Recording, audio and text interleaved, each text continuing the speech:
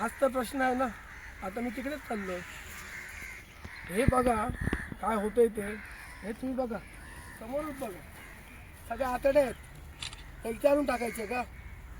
इथे लोक राहतात बाजूला. हे कावळे उचललं त्यांच्या पडद्यात नेऊन टाकलं. काय प्रोसेस होते? याला जबाबदार कोण? ठेकेदार की कोण? प्रशासन? याला जबाबदार प्रशासन आहे. नगराध्यक्ष आता झालेत. मी काय त्यांच्यावर बोलणार नाही. पण 8 दिवस झालेत. पण मी काम केलेलं आहे. मला अनुभव आहे. त्याच्यामुळे माझी पहिली जी भेट होती ती मी इथं आली. मी कुठच्या गार्डनमध्ये गेलो नाही भेट द्यायला. पहिलं इथं आलो.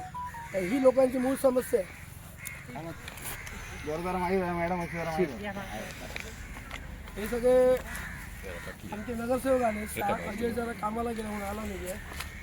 सगळेजण आले आणि हा डेपो आहे, कचरा डेपो. या कचरा डेपोत पत्रकारांनी नाकाला रुमाल बांधलेले. हा जे इथे कामं करतात बघा, त्यांना कोणत्याही सुविधा नाही आहेत. तो माणूस ते कोंबडीचं आतड्यांचं साफ करतो. त्याच्या ना रुमाल आहे, तोंडाला नाही काही आहे. अशा परिस्थितीत गरीब लोक इथं काम करतात. हे त्या सगळा कचरा घेऊन येतात. त्यांना कोणत्याही सुविधा नाही. हे हा स्पॉट पंचनामा इथे जागेवरून केलेला आहे. हे का आम्ही तुम्हाला पण सांगितलं नाही कुठे जायचं आहे ते.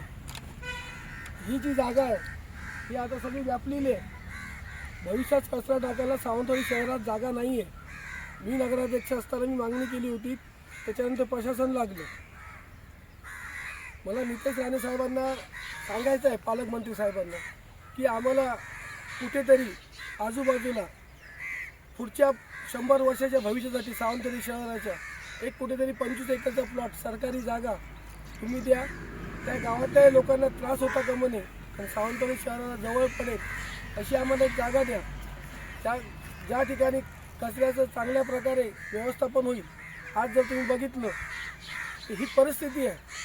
हा कचरा काय करणार? ह्या कचऱ्याला आग घालणार आणि सगळा दूर जो आजूबाजूचा जो परिसर आहे जिथे नागरिक राहतात सावंतवाडीचे त्यांना त्रास होतो. आरोग्याची समस्या उद्भवत आहे. त्याच्यामुळे आमची मागणी आहे पालकमंत्र्यांकडे, आम्हाला कुठेतरी 25 एकर जागा द्या. आम्ही सर्व टीम पालकमंत्री साहेबांना भेटणार आणि आम्हाला खात्री आहे, 100% खात्री आहे की नितेश राणे साहेब आम्हाला 100% आमची मागणी मान्य करतील आणि सावंतवाडी शहराच्या विकासात निश्चितपणे हातभार लावतील.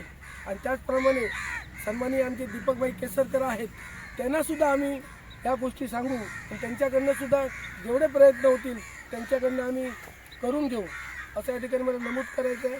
मला फक्त हे दाखवलेलं आहे. हे सावंतवाडीचं सौंदर्य आहे का? हे कुठेतरी लांब गेलं पाहिजे सावंतवाडी शहरापासून आणि ज्या गावात जाईल किंवा जिथं जाईल तिकडच्या लोकांना जो त्रास होता का म्हणे याची सुद्धा तजवीज करावी लागेल. आणि ती तजवीज झाल्यानंतरच इकडचा कचरा बाहेर हलवला पाहिजे. कारण ग्रामीण भागात राहणारी लोकंसुद्धा आमचीच आहेत. म्हणजे अशी जागा निवडली पाहिजे जेणेकरून कोणालाच त्या धुराचा किंवा आणि त्रास होता का म्हणे. हे तुम्हाला दाखवली जागा सगळे व्याप्त झालेली आहे. ढिगावर ढीग चढवत आहेत. आज तुम्ही बघितलं ते आकडे आहेत ते बघा. हे बघा या सगळे कावळे कोंबडे, या सगळ्या कोंबड्यांचे आतडे आहेत. ह्याचं काय प्रोसेस काय याची? ते इथे आणून टाकतात. काय प्रोसेसच होत नाही आहे. वेंगुर्ला जाऊन बघा. वेंगुर्ल्यात तुम्ही इथे नाकं बंद केली. बियाणे सांगितलं कोणी रुमाल बांधू नका. बाबू कुडतर सांगितलं.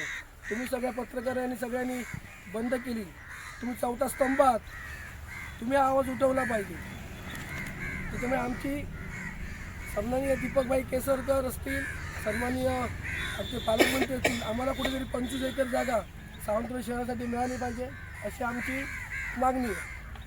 ठेवल्यात नव्हतं पहिलं सगळं. हे कशासाठी तुम्ही ठेवले? किती दिवस वर्गीकरण? एवढी चपलाचं वर्गीकरण. त्या चपलाची जोड शोधतल्या खायचा चपल काय जुळता का बघतल्या? काय या रस्तो साफ नाही. तुम्ही नगरपालिकेवाले जर रस्त्यावर जर चपला टाकूक लागले. अरे वेंगुर्ला जाऊन फेरी मारून या एक दिवस.